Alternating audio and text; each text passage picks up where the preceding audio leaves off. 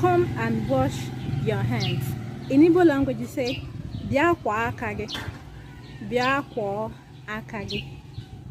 Bia kwa akage. Alright guys, the next sentence is, I need a helping hand. I need a helping hand. In Igbo language, you say, Achorom enyemaka.